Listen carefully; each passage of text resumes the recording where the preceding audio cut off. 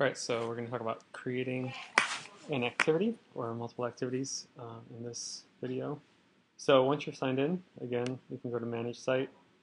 The drop downs, we call them activities, so you may call them programs, leagues, however, whatever you want to run. So here, there are 2 leagues already in there, but we're going to create one from scratch.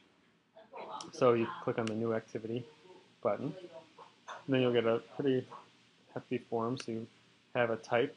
You can pick league. This is some default entries, but if you don't see the one you want in there, if you want to say team or travel team, just click on the new link and say team. Like select team it could be. Save. And say 2014. Then sport category again. There could be some in here. If you want to add more, just add it. You can say volleyball.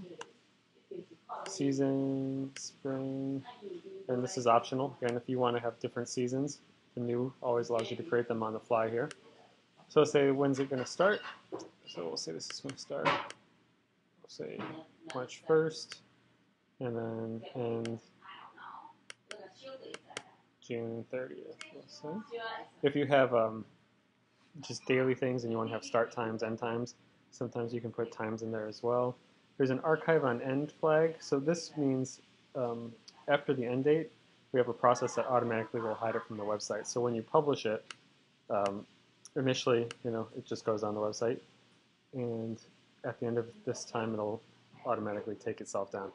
It'll still be available if people have a direct link to this page, but what's nice is that you don't have to worry about cleaning it up. So if you have like 100 programs you run in a season, it'll allow them to all hide or be archived, and then you don't have to worry about doing that yourself manually. So here we have a little feature here where you can click to add additional dates and times. So some people have like open plays that run weekly. So you could have open play March 1st, March 7th, March 14th. Here you can create them very quickly. So you can set, rec team. That could run the same time. March 1st and June 30th. You can put sort orders in here, so that means you can pick what order they show up. And so if you click this little link too, you can keep adding more, and it defaults from the previous one, and then you just tweak accordingly. So you can create as many activities in one shot in bulk as you want. So I'll create a rec team there. Location, you can pick, again, there's the new, you want to create a new location. What this does also, if you just put an address, it doesn't have to be perfect, just has to be good enough for Google.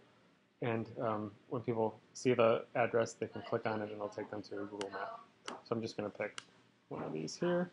Now registration dates, you can pick a start and end if you want it to open and close at a certain time. But you can also leave them blank and it'll just be open until you manually close it or until it sells out. Waiver is optional, so you can pick a waiver, create a new one if you want during the registration process. So I'll keep one in there. And these are the fields that come kind of out of the box. So you can pick and choose if you want them to be on the form. If you don't want them, you just deselect whichever ones you don't want on there. And then if you want to add custom fields, there's this custom registration fields where you just pick the type and say, you can say what school you play for. You can say position. You can have a drop down or multi-select. You can say position, make that required OH, setter, etc. If you have team registration, there may be certain things you only want the captain or coach to fill out, so these are team custom fields. Then you just put in a short description, so I'll just put that here so you can see what it looks like. And long description. You can always edit these later, right from the site builder as well, so don't have to worry too much about that. Then getting into registration is interesting. So here, defaults sometimes to individual and team. If you've created activities before and you want to pick the product, the same type of registration as before, so say Elite Travel Team, click on that, it'll do this as well. It'll just pre-populate those from that. So once you've created an initial activity, it will work for you. So put this in here. You can see here we have different types, individuals, teams, and group pay. I'll get into those at a later time. But let's just keep it simple and keep it as individual registration. Price, we'll say it's $200. Capacity, you can, if you leave it open, then it's no limit. If you want it to auto close after say 100 kids register, it's fine. You can restrict it by gender or ages if you want to have that. You can say you can have a wait list. People also use this for tryouts. So if you want to have a fee for waitlist, joining the wait list or trying out, you can do that as well. And then this is great too, because you can create other payment options. So you can, out of the box, you call these things make a deposit, send a check, and you just pick whichever ones you want.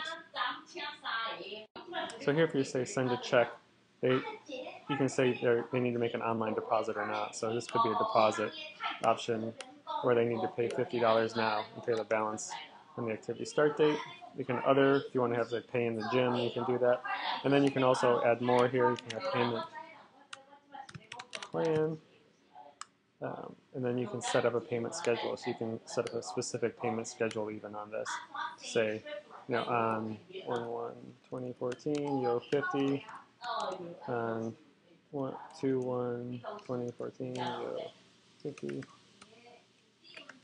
And 3/1/2024, say $100. Okay. Say that. So here in the payment plan, they don't have to pay anything down, but they have to pay in those increments. You can keep adding more options here. Settings we'll worry about later. They're not a big deal, but hit continue.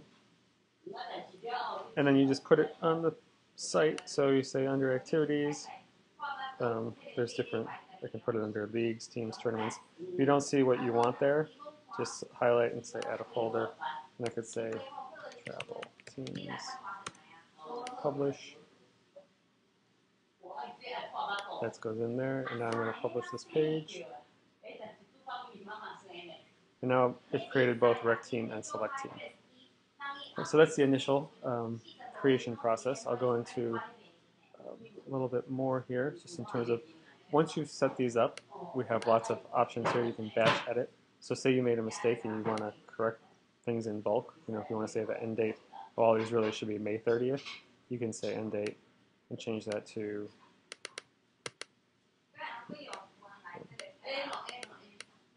May 30th. Right, and then you can hit save and close or save and continue. I'll hit save and continue. So you can see these became May 30th. So this is great. There's a lot of features in here for bulk updating on this. And also, what's also nice is once you've created a season and you have all your activities, you can select multiple and you can batch copy. So if you run these things every year or every season, you can change these from all to summer. I select summer up here, everything changes to summer. If I change the start date to 3/1 or 7/1/2014, see how they all change to that, and we'll say 9/30/2014. Boom.